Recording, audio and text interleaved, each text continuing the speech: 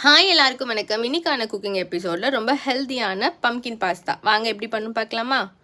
அதுக்கு நம்ம ரெகுலராக பாஸ்தா வேக வைக்கிற மாதிரி தண்ணியில் உப்பு எண்ணெய் ஊற்றி 2 டம்ளர் பாஸ்தா தண்ணி கொதிச்சோடனே ஆட் பண்ணிக்கோங்க. இது நல்லா வேகட்டும். நீங்கள் எந்த கைண்ட் ஆஃப் டிஃப்ரெண்ட் பாஸ்தாஸுமே இதுக்கு ஆட் பண்ணிக்கலாம்.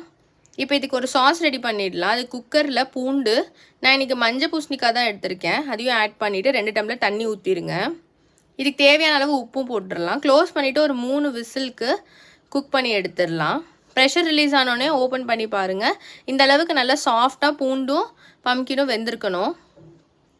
இது இந்த அளவு வெந்த பிறகு இது ஆறுனதுக்கப்புறம் நம்ம மிக்ஸி ஜாரில் ஆட் பண்ணிக்கலாம். இந்த பம்கின்லாம் பொரியல் பண்ணால் சாப்பிட மாட்டாங்க. பட் குழந்தைங்க இந்த மாதிரி பண்ணி கொடுத்தா கண்டிப்பாக விரும்பி சாப்பிடுவாங்க. இது ரொம்ப கிட்ஸோட ஃபேவரட்டும் கூட. இப்போ மிக்ஸி ஜாரில் ஆட் பண்ணோடனே பன்னீரும் ஆட் பண்ணிக்கலாம். பன்னீர் ஆட் பண்ணுறதுனால நமக்கு க்ரீமி டெக்ஸ்சர் கிடைக்கும். அதை அரைச்ச பிறகு ஒரு பேனில் பட்டர் போட்டுட்டு நம்ம சாஸையும் ஆட் பண்ணிக்கோங்க. Pepper, chilli flakes, oregano, mixed herbs வேணுன்னா ஆட் பண்ணிக்கோங்க, ஆப்ஷனல் தான்.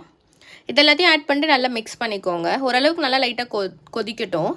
நான் வேக வச்ச பாஸ்தா தண்ணி எடுத்து வச்சுருந்தேன் தனியாக, அதையும் நம்ம இதில் ஆட் பண்ணிக்கலாம். இந்த பன்னீர் ரொம்ப சாஃப்டாக அரைக்காமல் இந்த மாதிரி ஓரளவு கொரப்பாக இருக்கட்டும். இப்போ சாஸ் நல்லா கொதிச்சதுக்கப்புறம் நம்ம பாஸ்தாவை ஆட் பண்ணி மிக்ஸ் பண்ணிவிட்டு நம்ம பம்கின் பாஸ்தா ரெடி. கண்டிப்பாக ட்ரை பண்ணி பாருங்கள். இந்த மாதிரி மோர் வீடியோஸ்க்கு என் சேனல் சப்ஸ்கிரைப் பண்ணி வச்சுக்கோங்க. தேங்க்யூ, பாய்.